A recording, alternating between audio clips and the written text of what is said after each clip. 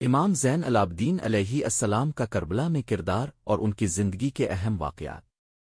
تعارف: امام زین العابدین علیہ السلام، جن کا اصل نام علی ابن حسین ہے، امام حسین علیہ السلام کے بیٹے اور امام علی ابن ابی طالب علیہ السلام کے پوتے ہیں۔ امام زین العابدین علیہ السلام کا لقب زین العابدین ان کی عبادت گزاری اور پرہیزگاری کی وجہ سے دیا گیا۔ اس مضمون میں ہم امام زین العابدین علیہ السلام کا کربلا میں کردار، انہیں سجاد کیوں کہا جاتا ہے، اور ان کی زندگی کی سب سے مشکل گھڑی پر تفصیل سے گفتگو کریں گے۔ کربلا میں امام زین العابدین علیہ السلام کا کردار۔ کربلا کا مرکہ تاریخ اسلام کا ایک اہم اور دلخراش واقعہ ہے۔ امام حسین علیہ السلام نے یزید کی بیعت سے انکار کرتے ہوئے حق و باطل کے مابین ایک عظیم جنگ لڑی۔ اس مرکے میں امام زین العابدین علیہ السلام نے بھی اہم کردار ادا کیا، لیکن وہ اس وقت بیمار تھے اور اس وجہ سے جنگ میں حصہ نہیں لے سکے۔ ان کی بیماری کی وجہ سے امام حسین علیہ السلام نے ان کی حفاظت کی خصوصی ہدایات دیں اور انہیں جنگ میں شرکت سے منع کیا۔ امام زین العابدین علیہ السلام نے اس دوران اپنے والد اور خاندان کے دیگر افراد کی مدد کی اور ان کی حوصلہ افزائی کی۔ امام زین العابدین علیہ السلام کو سجاد کیوں کہا جاتا ہے؟ امام زین العابدین علیہ السلام کو سجاد کا لقب ان کی عبادت گزاری اور سجدہ کی کثرت کی وجہ سے دیا گیا۔ وہ بہت زیادہ سجدہ کرنے والے تھے اور ان کا یہ عمل ان کی پرہیزگاری اور عبادت کی شدت کو ظاہر کرتا تھا۔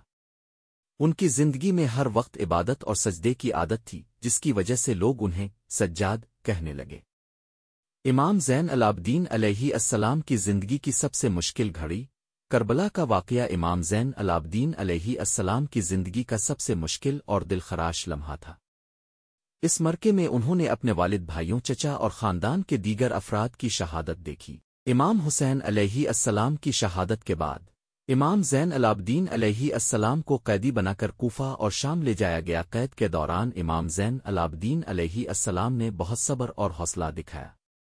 انہوں نے اپنے خاندان کی حفاظت کی اور ان کی رہنمائی کی۔ قید کے دوران امام زین العابدین علیہ السلام نے اپنی دعاؤں اور عبادت کے ذریعے لوگوں کے دلوں میں اسلام کی حقانیت اور امام حسین علیہ السلام کی قربانی کی عظمت کو اجاگر کیا۔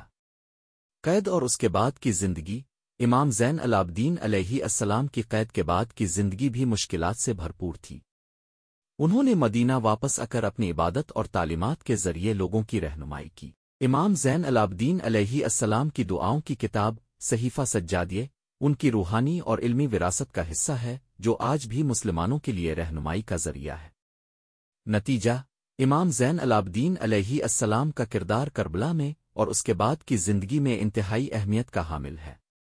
ان کی عبادت گزاری، صبر اور حوصلہ ہمیں ان کی عظمت اور ان کی قربانیوں کی یاد دلاتے ہیں۔